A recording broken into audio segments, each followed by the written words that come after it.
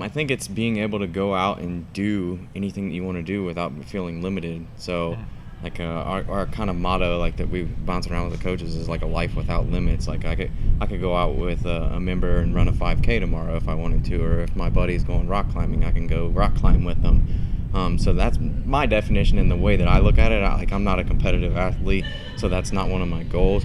The way I look at it is to be able to go out and to live life and not be limited by my health or by my fitness. So having that baseline of fitness to be able to do whatever it is that I want to do. I am an everyday athlete. I am an everyday athlete. I am an everyday athlete.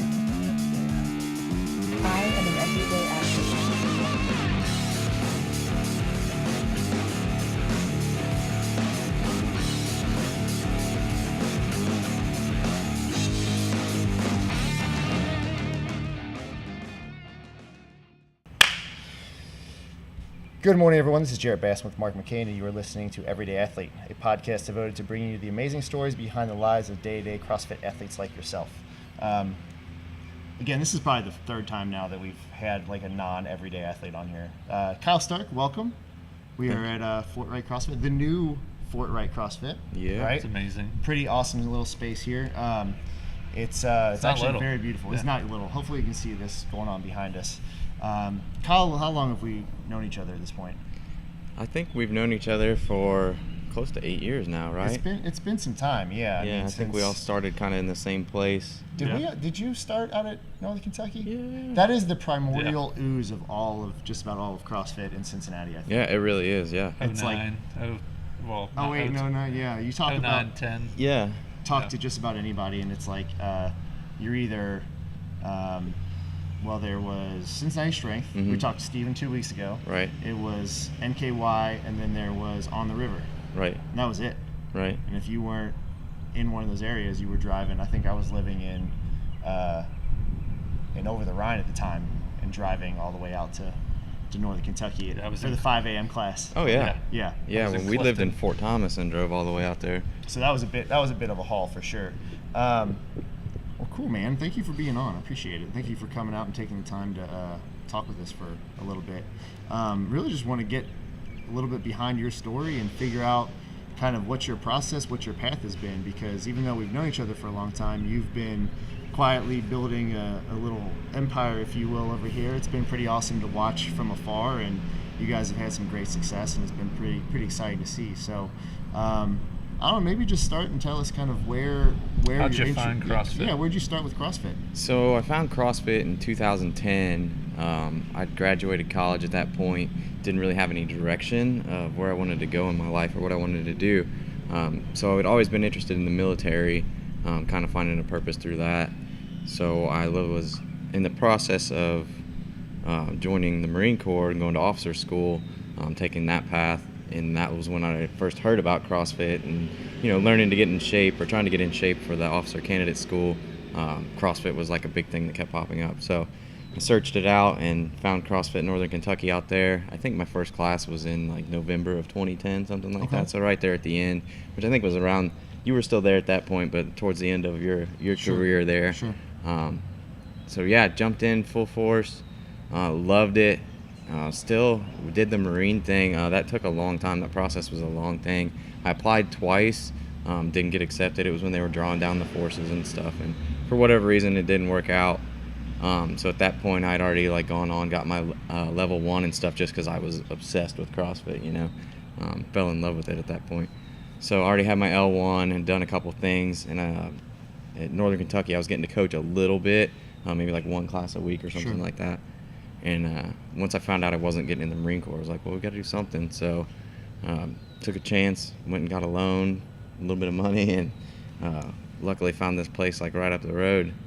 And we rented out and went for it, man. Literally right up the road. Yeah, across the street Across from the here. street up the road. We were there for almost 6 years in that location, and then, last Monday moved down here. When was your business established? Sorry. It was in 2012. I think we opened, our first classes were in August of 2012. Awesome. Do you remember the first ow that really hurt, but I love this workout? Oh man, I got It was baseline. I think everybody did baseline the first day, and Oh. like I think if I did baseline now, it would still make me sick. Yeah, You know? we did that not that long 500 ago. meter Did row. you? Yeah, we did it Yeah. as a workout for the class, and it's just I don't know what it. I think it's the going It's from that the row to 500 the meter squat. row, man. Yeah. Oh, I If mean, you it's max it out, it's over. exactly. Yeah. If you get on a rower anytime and max it out, like it'll hurt. It'll hurt as bad as you make it. Yeah, absolutely. Yeah, I think that was one of those that I do remember, and I remember doing it like probably 6 months after, and thinking like, I'm gonna crush this, and then it just put me on my back, and Again, yeah. I'm like, damn, I thought I was better than this. Yeah. But that is the amazing thing of CrossFit, I think, honestly, where you can, it doesn't matter where you're at. I just taught a class before we came here, and one of the girls said, when does this get easier? And I said, never, you just get better at it. Right. And it's 100% true. Oh, yeah. Look at where we're at with regionals right now.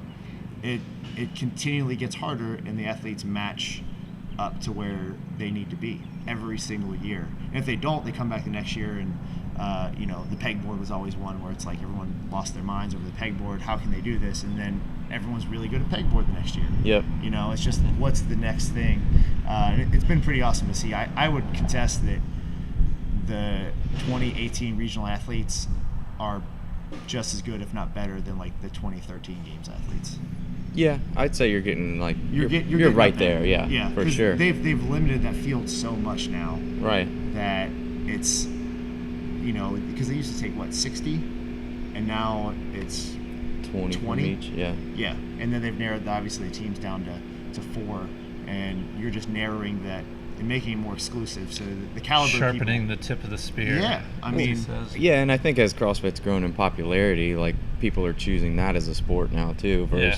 Versus it being a secondary, like I can't play football anymore. Like I'm gonna do CrossFit. Right. You People got are people- starting with it and sticking with it. Yeah. I agree. Well, yeah, it's the 11th year of the game, so you're seeing these teenagers, basically For grow sure. up doing CrossFit. And there's legit 18, 19, 20-year-old men and women that are the fittest people in the world. Yeah, for sure. So you also are involved with the brand CrossFit, correct? Right. Yeah, I work for CrossFit headquarters, part time, through the game season basically, which almost never ends. When you add in the invitational and the open and all that stuff. So, but through the season, I do. Yep. And how did you get started with that? So it's all goes back to the love of CrossFit. I started volunteering for regionals and the games back in 2012. So I would do regionals and the games, just volunteering. Did different stuff. Did some judging at both. Did gear at both. And then I met Josh Bunch. Worked he was our gear lead at the games one year. I think that was in 2014. He's OG. Yeah, he's a good dude. Yeah. Anyways, met him, and I reached out to him after I worked at the volunteered under him at the games. I was like, hey, I want to help out at regionals, whatever I can do. So he put me on the signage and branding team as their team lead, and then from there I got hooked up with the headquarters signage team and started working with them at the games. That would have been 15, and I've been with them since. That's pretty exciting. I mean, to be that close and watch the sport really just take off and grow. I can imagine you get a little bit closer view than a lot of people. Do you think that gives you a little bit better insight to where it's going, or maybe just being on the signage you don't get as much exposure to that? But I feel like just seeing where. No, definitely. Yeah, you think so? I get the evolution of the sport, and where it's heading, and being on that team and getting to work in close proximity with Dave and the people that actually program it, and getting to hear their reasoning behind the workouts and stuff like that. I just came back 2 weeks ago from the regional director meeting, and I got to hear meaning or the thought process behind the regional workouts and stuff. And it's just good to get that exposure. You can kind of see you get a better understanding of that and kind of where it's heading and what the goal of the whole thing is. So Has that helped you as a coach, do you think? Just kind of where you think your programming goes, and where the gym is kind of headed? Maybe indirectly. Yeah. I can't think of Not to say anything that gives you a 1-up. No, I'm not coming back with the regional workouts and Right, giving yeah. them to Zach or anything. Right. Give us the secrets. Yeah, yeah, but I can see if But he asks. Yeah. I'm sure. What'd you hear? What's coming up? Yeah. But I'm sure if you're seeing a trend of something, you know, obviously we had 2 opens with lots of dumbbells. Mhm. If that's going to be this continued trend, you know, either A, you're going to invest in different equipment, or B, hey, we're going to put a lot of single arm carries or single arm work to really emphasize these deficiencies that we see a lot in athletes. You know, I just feel like that, yeah, like you said, it's indirectly or directly, it can definitely affect how you're going to coach your people. Right. Yeah. I think one of the things that I've got out of it is just getting to work with those high caliber people like Josh Bunch, and you know, it may not be the time that we spend actually working on the event, it might be the conversation that we have after it, you know, and like how he runs his affiliate, or how he structures his day, or you know, whatever that is. I think he was on the CrossFit podcast not too long ago, talking all about the same stuff. So Speaking of, go ahead, Mark. No, I was just gonna say, I think Chad, that's an important, that's a great time to take a break. My name is Kathy Laws. I've always kind of worked out, so in my 20s and 30s I belonged just to like various gyms, and I think that when I was around 40, one of the trainers that I knew kind of got certified in CrossFit, and so I wanted to try something different, started with that, and there was just this great little core group of people that started doing it at a different gym, and then that group followed a trainer over to the original gym. So I'm one of the original members of Triumph. I think about all the other gyms that I've belonged to, and you know, I'd go and I'd kind of work out in my 20s and my 30s, and being a member here, I think if you told me back then sort of how important this place would become to me and how important the people would become to me, I probably wouldn't have believed you, because you just think it's a place you work out, but it's really not. It's where a huge group of my friendships are, and I just know that there's a community of people here that have my back, so it's just a really, really important part of my life.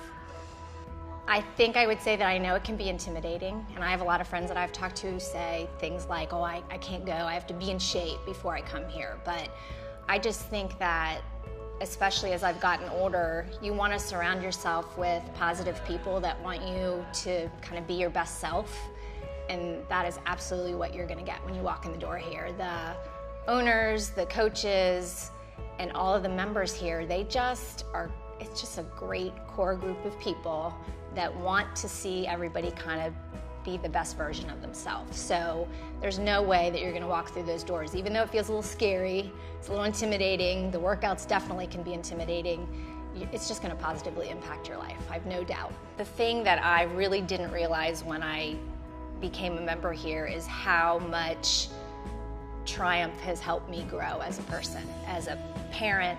I'm a better parent because of this place, and I am definitely in a really happy marriage because of this place. My husband and I come here, we work out together. If he has a day off, we are working our whole day around, coming and spending time here. It helps me set a fantastic example for my kids, especially my teenagers. And I would say that not only at age 47 am I physically stronger, I am, like I said, a better mom and a better wife because of this place. You know, if I think about the last 6 months here, I think about the fact that Triumph, the coaches and the owners have asked me to sleep better. They've asked me to eat better. They've asked me to try new things, that, try and take a class or something. They've asked me to find a way to serve others, to kind of be involved in philanthropy. So it's not just my physical strength that's better.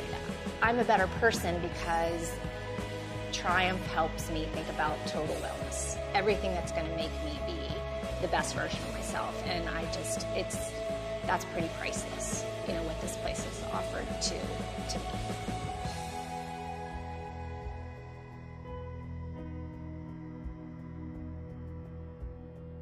All right, and we're back. Small interruption from training. You'll hear it go by for a little bit, but not a big deal. So we're talking a little bit about how those influencers like Josh Bunch and some of these other guys you've talked to.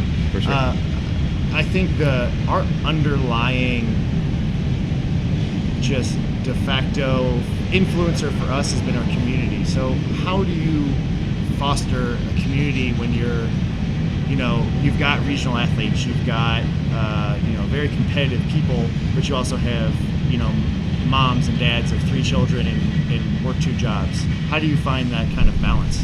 Well, one thing that I took away from it was Ben Bergeron's seminar was that with CompTrain programming and his regular gym programming, that everyone did the same workout. So like we all have the same needs. I think it was Glassman that said we all have the same needs. It's just a different, variance of the amount or whatever. So, Zach needs the same type of stimulus as a regular person does, but it might take a little bit different of a workout for him to get that. So they can do the same workout. He can still work out with the class, which builds community because everyone's doing it together.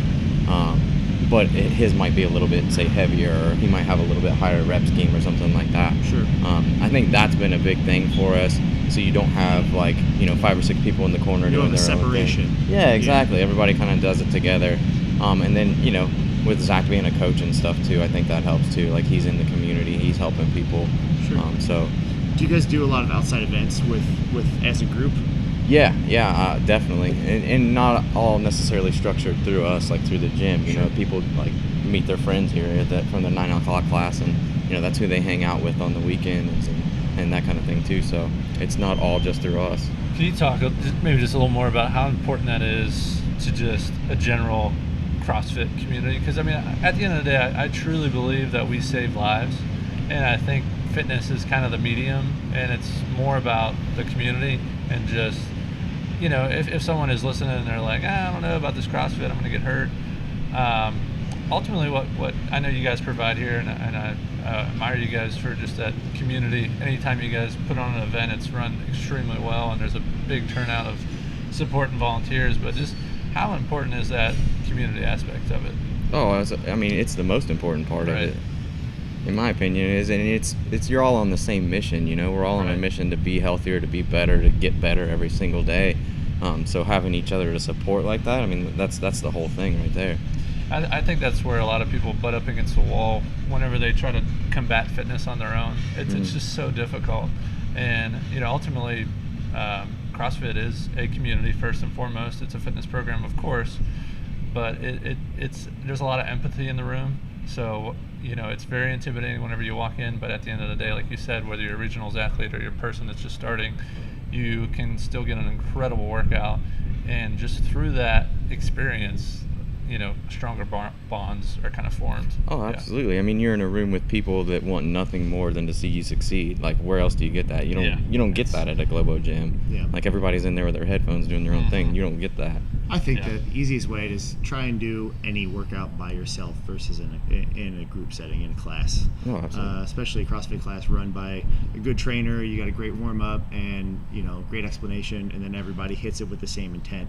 So I think that's something we talk about a lot. The intent of what you're expecting out of each one of your athletes has to be there. Oh, absolutely. If you're doing, we're preparing for Murph, and we're doing a lot of longer form stuff. But if you got someone hitting the ground running in the first 5 minutes, they're going to be done by the first third of the workout. Mm-hmm. Versus if you explain that this is a longer form workout, the heart rate is going to stay at about 75%. Versus something like Fran, where it's going to go all out, hold on to the bar, and just hang on. Once you can get that through to your athletes, I think you have a lot more success and more of that community aspect, because you've got everyone experience the same thing. Yeah. Just like you said, the stimulus is going to be different per the person, but the intent is always going to be the same. Right, and it's educating your members as to what you're expecting from them, so they can, they can approach it better. You know what I mean? Do you do all the programming for the athletes, or is it something that you pull from somewhere else? We do CompTrain class now, so when we switched over, like we got into the Ben Bergeron seminars and stuff like that, but when we switched over to like our competitive athletes doing CompTrain, we made the switch to that CompTrain class, and that's just to keep everybody on the same page. We do like some individual programming and stuff like that as like supplemental. Yeah. But for the most part, we're following that. Yeah, if you look through it, it's a wealth of information. For sure. Mark and I were looking at it the other day, and just reading through how each day is laid out. There's obviously a lot of thought put into it. There's some definite value there for sure. I think you can argue he's the best guy going in the game right now. He's a name that I think everyone recognizes, and obviously doesn't hurt that he's training Katrin and Matt Frazier, multiple champions, but I just love his approach to the mindset. Yeah, absolutely. And his book, Chasing Excellence. Thank you. That was eluding me. But just how he walks you through, just maximizing what's going on in this exact moment. Like expect failures. Failures are going to happen. Failures are what makes you better, but it's also more about how you react to those failures and so on and so forth. And I really, really like his stuff. I was actually just talking to Todd Nolman during one of our classes, and Chris Dreyer, but he's talking about his kids playing up a whole grade for the summer in soccer and essentially learning how to fail. You know, and you're going to see these character development, moments where some of the kids are going to go to the parents to say, I don't want to do this anymore because we've lost every game this summer. But you're also going to see some of those people really understand why you're failing. And once you start to see that, and if you can do that as a kid, that's a whole nother game. But I think one of the things that we try and do and instill is to do that as adults, and I feel like that's so much harder. Oh yeah. To teach an adult how to fail correctly. For sure. Because every single failure is a moment that you can learn and pick up something new. One of the things that we talk about a lot is how CrossFit's been able to help us problem solve better. You have these daunting workouts, and then you have these moments where you're like, there's no way I'm going to be able to do this, and then slowly you chip away at it, and then by the time you're done, you're like, oh wow, I can actually do that. So again, when you face a large problem, and you go, okay, now I know how to deal with a large issue. Right. Pick it apart piece by piece. Yeah, I think it gives you some mental toughness and a little grit there. Yeah, absolutely. So as we look around this magnificent gym, one of the things we talked about prior to recording here was, kind of start to finish, how the plan kind of came together. Is this something you've always wanted to do, as far as I want to build my own gym to suit us? No, not specifically. We always kind of had this picture in mind of what we wanted ultimately our gym to look like, and it ended up being, for that to happen, we needed to build it. So it was one of those things that came from unpolished, actually, at Crossroads. It was getting that challenged, and you could be satisfied with, I think the metaphor or whatever was being halfway up the mountain or whatever. You can be satisfied where you're at, you got a comfortable life, or you can continue to climb and face a little hardship and maybe get to the top. And again, risk failure. Yeah, for sure, absolutely, risk failure. Yeah. So that was kind of it, and then it was a long process. Who developed the building for us, and our landlord is Taylor Brothers right over there. So, it was meeting them, is developing that relationship. They wanted to do it. They were ready to do it. So then it was, the whole process of designing what it looks like. There's so many things that go into it. We could spend the whole hour talking about that probably, but it took a long time. And then, getting the financing in order, agreeing on, the terms and everything like that. It took a while. Yeah, and I feel like especially as gym owners, it's we get into this for the most part because we love to train people and love to make people healthier. So you're starting to see this turn for a lot of people of finding out how to be businessmen and women after the fact. You have some people that are very business oriented prior, but maybe not have the either social skills or the technical skills that coach people. But I think us too, we're learning after the fact, and I feel like we're in the same direction where you came from, where you're like, okay, now what do we do? And going through a whole process of, like you said, bank financing, and you had a little bit of experience because that's how you started originally, right? Yeah. I do remember going into the very first spot you had where it was only the one single shotgun stall, and I was like, you're going to outgrow this very quickly. And sure enough, it was. I don't feel like it wasn't even a year. Yeah. And you kind of just jumped over the. Yeah, we took the wall down and got the second space, but yeah, you're completely correct on all that. Yeah. So when you look at your life, obviously, how old is your daughter again? You just said she's a little over a year and a half. She's 19 months. And Mark and I have both met your wife, and she's pretty amazing. I'm sure you can attest to that. Yeah, right? I'm a big fan. Yeah, big fan. So how do you find just work-life balance? I was telling you guys earlier, before we started here, it's a lot of scheduling, and she's the schedule master, so she can schedule everything out for me. I guess being able, as the business kind of evolved and hiring coaches and being able to, step away like that came a little bit before we had that Isabel. So having her and being able, I kind of already knew a little bit how to step away a little bit, and already had those people in place to be able to do that. So it was really just really kind of drawing the line of like, I want to go home. I need to leave the gym by 6 o'clock so I can be home before she goes to bed, so I can see her before she goes to bed. I think that's an evolution, because when you start and it's your baby, it's your, well, not your, not your baby, your gym is your life. Right. And then that switches over. You're the one running everything. You're the one closing down shop every night. You're the one who's cleaning the bathrooms, and then you start to delegate these things to other people who have the ability to do it, so you don't have to be focusing on these small, tiny, little, minute tasks. Yeah, absolutely. Growing your business and getting the policies and procedures in place and getting everybody on the same page. Yeah, it's all part of it for sure. But then it's being willing to stop the middle of doing something and being like, I'm going home so that I can see her. Yeah. I mean, I'm not going to answer any more emails. I'm not going to do this, and I'm going to go home and see her. And we moved too recently, our house, so we decided to build a house and a gym in the same year. Great idea. Yeah, it's great. Get it all over at once. Right. It's like, what do we do now? Ripping a Band-Aid off. So we moved to Independence, so just like we live less than 10 minutes away from here now, whereas before we were in Alexandria about 25 minutes away, so I can get home quicker and I can definitely see her before bed. Yeah, that's pretty awesome. Sounds like you have your priorities in order. Try. I mean, I think that's, so many people, want to say, Kyle, I want to go to the CrossFit Games, or I want to lose, X amount of weight, or I want to do this. And it sounds like you're living those priorities out, where in the case of your actions are probably matching your words, so to say, where that's something I think people see that, whether you probably even know it or not, you might realize it.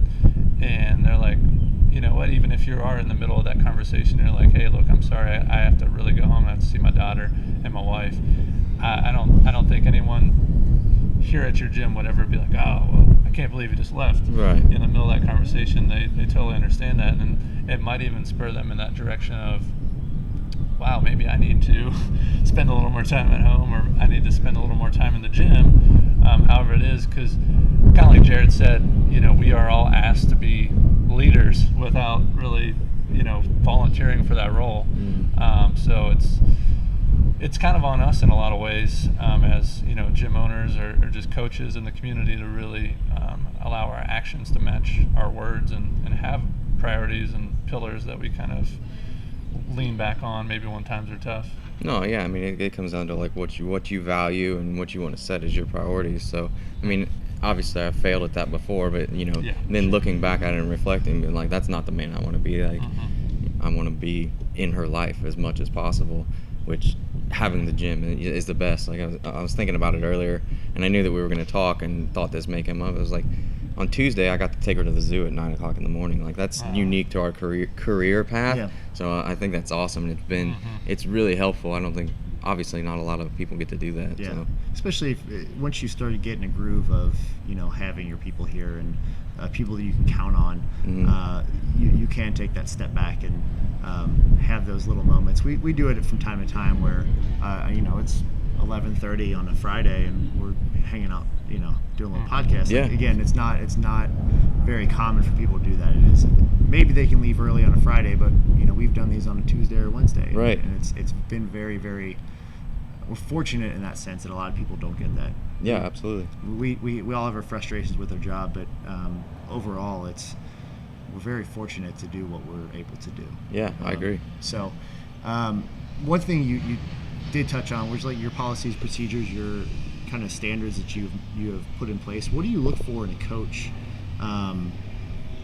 to basically foster a sense of community here? We've had a lot of success with our coaches, them coming from the community already. So haven't had a lot of success with hiring outside of the community. So we're finding out. I think that's true. Everyone we talk to, it's the same thing. It's like you need people here that understand what you're about. They're already bought in. They're already a part of your community. They're already, everything about it. They're into it. So that's where we've had all our success from. Yeah. Is there any qualities you look for? Because I'm sure do you groom anybody, or is it something that like, oh, they might work out, and then you ask them? I mean, is there kind of a process you go through? Both. It's happened both ways. We've had people approach us.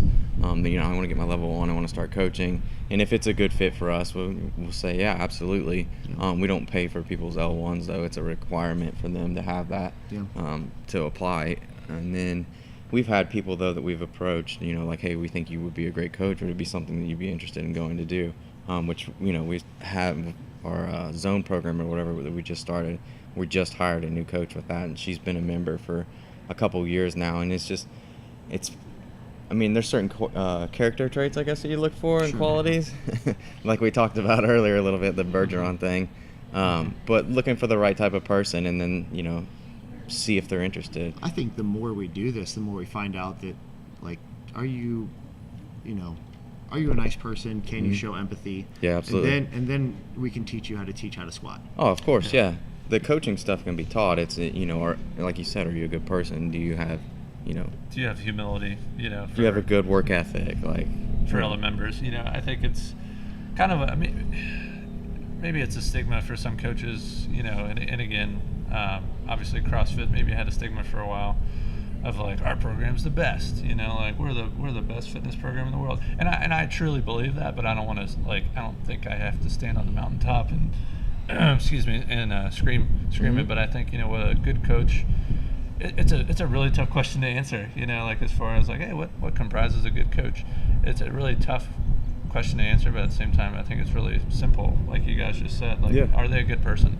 Do they have humility for the other members, or is the hour more about them, being in the spotlight, or is it more about your members and making them better and having a genuine passion for helping people? Because I think that's ultimately what we're called to do in that hour is, how do I get a touch on every person in class? How do I, one of my big things is, I tell the guys this all the time. I'm probably, I know I'm not the best coach in the world, but I really pride myself in trying to build relationships with each and every member, each and every class. I want to know, what's going on with their life, so on and so forth. And I think that's an aspect of a, what makes a good coach. Right. I mean, for sure. I think that you can make the comparison to like medical school. My dad always told me this, that the A students in medical school make the best researchers, and then the B students make the best doctors. It's not necessarily,